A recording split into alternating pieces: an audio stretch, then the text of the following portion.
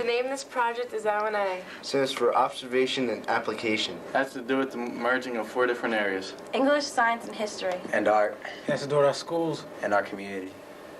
The world is in a constant state of change with new information, technology, and global economics creating a future that is very different from our past. North Penn High School believes that success in tomorrow's workforce requires commitment and preparation today. The Observation and Application Advanced Integrated Model is designed to merge visual communications with English, social studies, science, the community, and career choices. It is the team's desire to monitor and adjust to meet the needs, curricular goals, and to address the following areas. Commitment to the task at hand. Contribute to the team. Communicate, talk, listen, write, and read in a focused manner. Cooperation with team members, students, and teachers. Conflict management. Self-manage and adhere to stated rules. Change. Be flexible and accommodate differences. Connections. Work to accomplish the shared goals by being supportive individuals.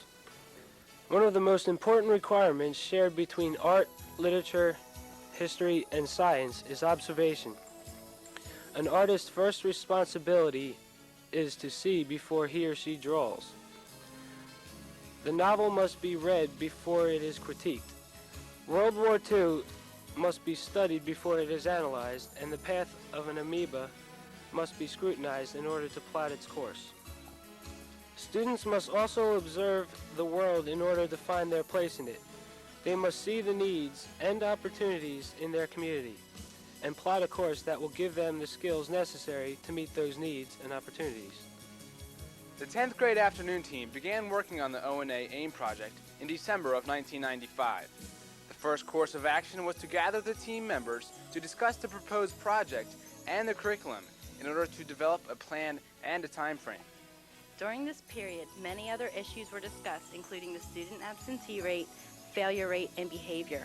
One of the team goals was to create a situation that would support the student, the project, and the curriculum. After further discussion, they brainstormed ways to create and maintain a healthy learning environment. As they searched for better ways to work with the tech prep students, they encouraged each other to develop better means of communication with each other and the students, to maintain a constant dialogue, and to observe the different teaching styles that were present in each other's classrooms. The team's progress was constantly shared with the principal, his assistants, all associated tech prep leaders, and supported personnel. The guidance department suggested we request input from a specialist with a background in working with students with learning disabilities. This led to classroom observations and discussions of learning styles and classroom alternatives. The team also shared the history of other AIM projects and held discussion with students and teachers that had been through the process before. These teachers shared their stories of the many positive things that grew out of teaming and the process of a project. It was decided to take a 3-step approach to the project, bringing one group at a time through the experience, rather than all the students all at once. This decision was made to ease the stress and build success. The process was begun by reinforcing the regulations by which all North Penn High School students must obey, and relating this to the laws and rules that govern society. The benefit of living and working within the realm of order and discipline was discussed and at times debated. The 60 10th grade students were arranged into 3 groups. Each of the 3 groups were taken through a process by which worksite rules were examined and developed. The students were asked to imagine that they were all part of a local company and that their individual salary was to be totally dependent upon the monetary success of the company. Each group of 20 was broken up into small groups of 4 or 5. These smaller groups were likened to departments, and they were taught the use of consensus to choose a project manager to report back to the teacher, who would be like the president of the company. The first job that the teams were challenged with was to brainstorm worksite behaviors that they believed would make the company and teams successful. Once an exhaustive list was created, the project managers were called to the front of the room to report their findings while the president of the company wrote each new behavior on the board. First of all, we had what is called professionally large group instruction. Then we had small group participation. And now we're going to have some individual work, because these people were chosen by the group to share what these behaviors are that you would want to work with. And I would like your complete respect and cooperation as these people, starting here, going this way, read their answers. Yes, please. Nice and loud for everybody. Okay, communication, cooperation, participation, helping each other, thinking and talking together, and companionship. Cooperation, communication, friendliness, authority, responsibility, discipline, respect, incentive, positive attitude, and loyalty. Excellent. Trust, work together, good attitude, to be positive. Everyone must participate. Communication, no horseplaying, respect ideas of one another, organization, responsibility, and show leadership. Wonderful. Next. Teamwork, cooperation, leadership, participation, helpfulness, smart decisions, good attitude, listening skills, quality work ethics. Thank you very much, everybody.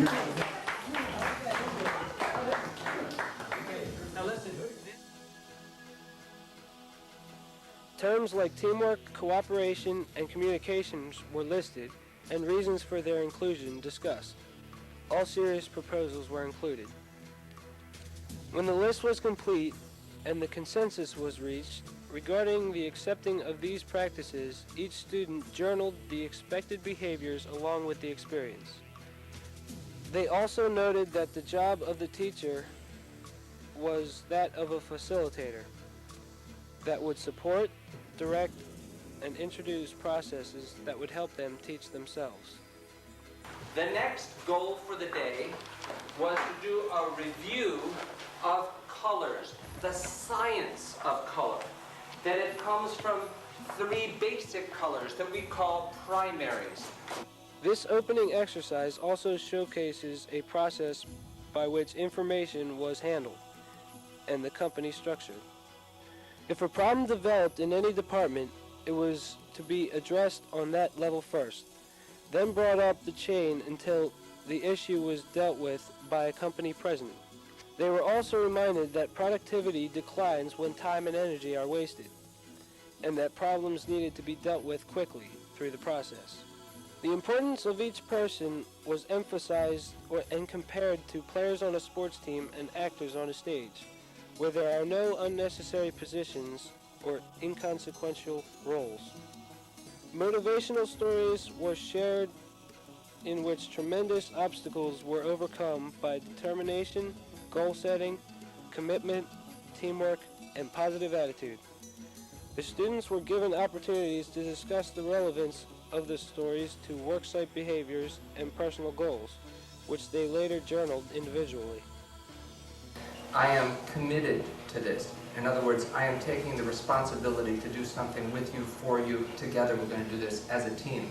A team needs to be successful. A team needs... Now, how do you begin that? Let's say that you were at a workplace. You all had a job, and you're all getting paid. And you all get paid according to your productivity. In other words, you produce more, you get paid more. All right? That's the whole bit. All of the teams were introduced to the phrase, "the I can place." A sign was posted on the door to remind each person that this is where they are able to succeed, grow, be responsible, support and be supported, share, produce, create, and reach for their full potential. Each class was started with a reminder of the I can place sign, the worksite rules, a review of the previous class, and a clear and concise statement of daily goal expectation. Each class ended with a recapping of the day's work, evaluating of the progress, and journaling. As the teacher's role was redefined, the role of the student became redefined as well. Students observed and practiced the behaviors, processes, and communication skills that put the ownership of their success on them. I'm asking you to redefine me for yourselves, all right? I want you to look at me brand new, afresh, and from this point on, we're going to have a different type of relationship. Now, you've just finished reading a novel in which there were a lot of different relationships, none of which you knew before you ever read a page or saw the film or anything like that. You had to put it into your head in a brand new way. I want you to put me into your head in a brand new way.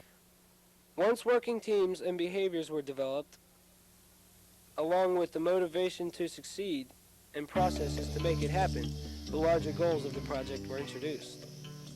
An English teacher volunteered to go through the process first, leading the larger group toward the melding of literature and art. Lesson plans were finalized and the plan was put into action. This part of the project was to integrate literature and art by isolating the shared rules and science of the two languages. The work was based on the novel, All Quiet on the Western Front. The students read the novel and watched a video of the original movie. They discussed the setting, the characters, the plot and the theme, and then they began writing exercises based on showing, not telling. Now, over here, within this scene, within that set, whatever it is, write it down here. Like, is it in the graveyard? Is it in the hospital? Is it in the trench? You're going to title that here. And over here, you're going to tell me everything that you smell, everything that, if you are that character, what are you tasting? What are you feeling? What are you thinking? You give me all of those things right here. Over the next few days, the students exercised their new skills in many ways, including successfully building plaster masks that were formed over each student's face. During this entire experience, each student responded beautifully. There were no behavior problems. The room was filled with enthusiasm and productive interaction.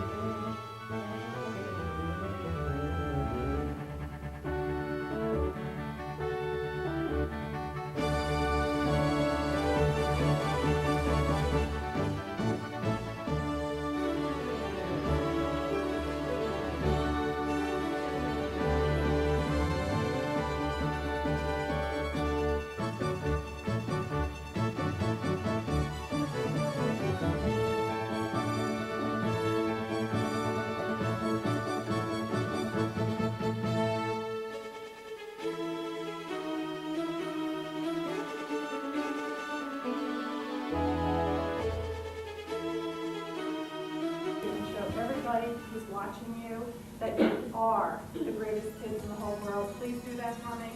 And you did. When the masks were completed, they were painted, decorated, and mounted on a background that was a further extension of the novel's interpretation.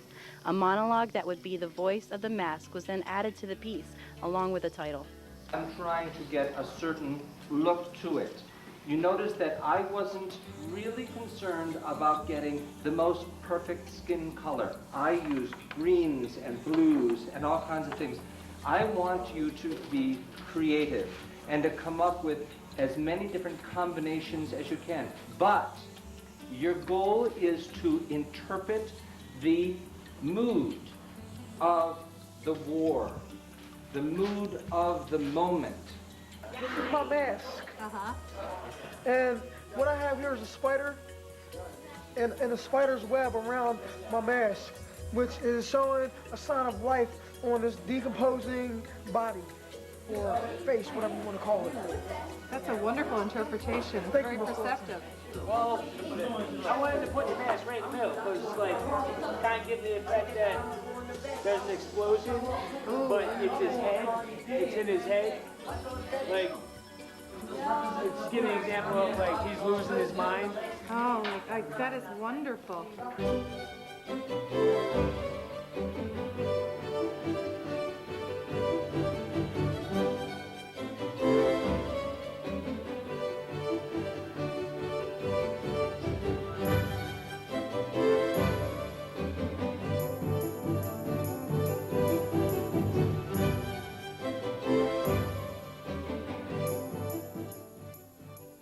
Soon, other groups moved through their particular part of the process. Other members of the art department began working with world religion and the study of living things. The direction of the line, any curve, any jagged edge, any bump, any ridge, anything at all, no matter how subtle, you absolutely have to see and you have to render, because that's where a likeness comes from. It's the subtle things that make a likeness. Oh, what am I supposed to do now? Now you start, pick a block and draw what you see in that block. Where do you want to start? Your nose? Right here. What do you want to start with? When you look at this, when I give you your piece, you're going to notice the outside of it is a little bit slimy and the inside of it is more on the dry side. You need to make your clay body consistent or you will have problems down the road. A, it will dry out too quickly. A, it'll dry out too slowly. You need to have it dry evenly together. So your body has to be the same consistency all through. It can't be slimy out here and real dry in here. You make sure your tabletop is ultra clean. Make sure you don't have little nail heads and pieces of glass or what have you from the class before. And you simply cup your hands around the clay and, you know, I kind of rock my body into it. So you're pushing your body weight into the clay and you push down. And then you lift it up in the air and you're going to push down again. Now, this is what I see a lot of students do. This is going to do nothing but trap air, because when I go to do this, what's in here? Air pocket. Yeah. So you have to make sure that you're pushing down, lift up, push down. Keep your hands cupped around it. And as you start, you get into a rocking motion, and it'll look like this. Candle holders I was also ordering. I didn't realize it would come so quickly, but since you know that one of the things you might be able to make, once you decide on your gargoyles point of view, once you decide on the symbolism you want to communicate, there's one thing you can do with it is make a candle holder out of it. Are you going to do a piece that hangs on a wall, so you're only working on one side of it, or are you going to do a piece that is three-dimensional, you can actually walk around it?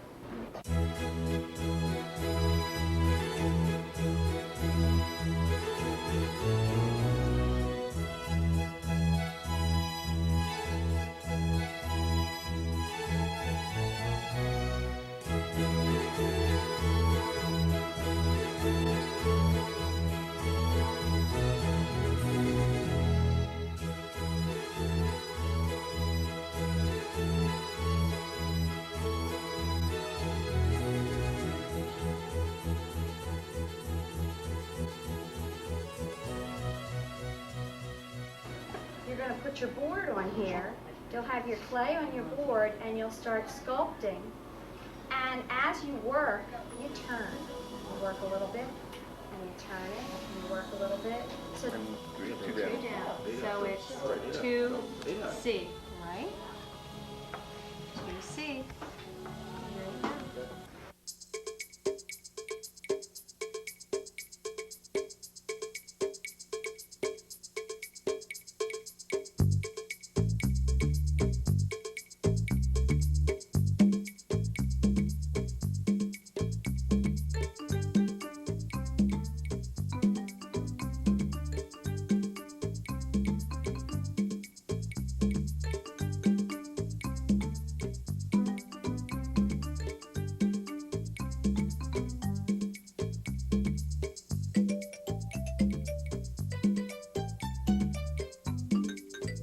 Start out with the outline of your face, then work in and out from that point, but get the outline of your face established.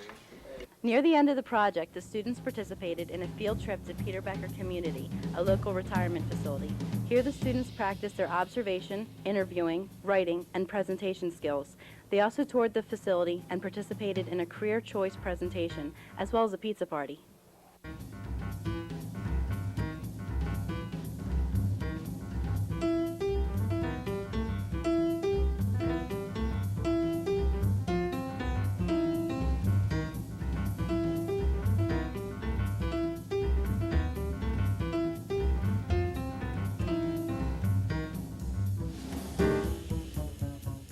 Throughout the project, science, and art, and their shared disciplines were emphasized, along with training in observation and an emphasis on careers, choices, worksite behaviors, and the community.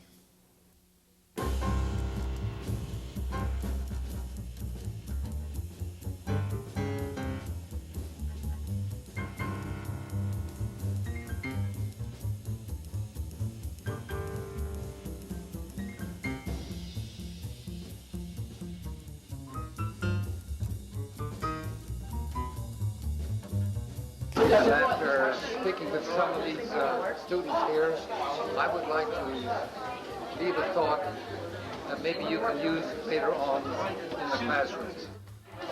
The secret of success is constancy of purpose. All the elements of the project were showcased in an evening gathering in the high school art department on April 29, 1996.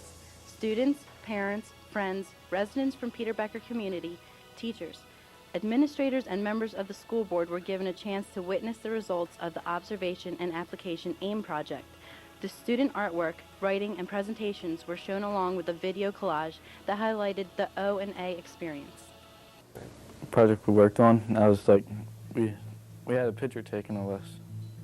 And then we would observe after, we would grid the picture, and after we observed it, like, not what we thought we saw, but what was actually on the picture, it's what we drew. It's like, there's some things you didn't know about you, like contours of your face or something like that. We were drawing on paper and you end up finding out what it's like. Because when we drew the picture, you had to look at every single line of your face to draw it and to get to make yourself look like yourself. So I feel that when we went to Peter Becker, we were paying attention more to what they said and what their life was like because we had to use observation. I was encouraged positively, instead of being kind of put down, like, okay, that's kind of good. She's always like, it's great. This whole project gave me hope for dreams and not to ever give up on things that I really want. When we sat down and painted, I think it brought out our artistic mind. And, you know, some people said they don't think they would know what they'd be doing, but they got down there and they thought hard and made a nice picture. You know? If you put your mind to it, you can do anything. Everyone worked together, everyone got along. There was like no one, everybody was like a different person towards the other person. Like, people were actually talking to each other that normally wouldn't talk. Everybody was just getting along great. So I thought that was one positive thing that came out of this project. The AIM project that we did was about world cultures and art mixed together, and we made gargoyles. I enjoyed the trip to Peter Becker because, again, it was different than sitting in the classroom, and you got to meet some people and talk to them about the way things were when they were kids and see how they changed from, you know, when they were kids to now, how much money you make during a job and stuff like that, how the economy changed. You're in the art room, you can just it just flows out of your brains just right into the play. It was different to write about a person that you had just met, you know, and you get to learn about them. Like, you may look at them and you may not think, well, this is what they did, but they may surprise you with a lot of things that they accomplished in their life because they may not look as though they've done some of the stuff and traveled a lot. A lot of people have traveled a lot and gone through many different jobs and changed their profession many different times. And you may not think you will, but you probably will. It just puts my hopes up high and makes me think I can do everything, like do anything that I put my mind to. And that's basically encouragement, helps me out. I could just do whatever I want to when somebody's telling me I'm doing good. It just throws my head in the sky. Because I got so deep into the whole monologue that I just kept on going and going. I ended up writing like 5 pages from the back, and I had to take out some notes. I did not want to do it because it meant so much to me that I wrote that. One thing I did was I just felt like I do one little thing to either the mask or the background, and then I'd go thinking, and I would be like, oh wait, I got to add something else to that. So I try to find time to get back and get that done, and it really pulled me into the project with painting and writing my monologue. Like I'd go home and I think, oh, I should have added that to my monologue. Got to work with the whole class and different teachers, and I thought the trip was interesting because then we also got to see what it was like, you know, what what it was like for them when they were our age and what they've gone through in their life. When I was getting my face done, the only thing I thought about was, like, who is this mask going to be, and, like, what I'm going to write about it, and how good will it be and turn out. And that was really fun. Go for my goal, and whatever I want to do, try for it. And if I don't make it, it's okay, but to really go for what my dreams are.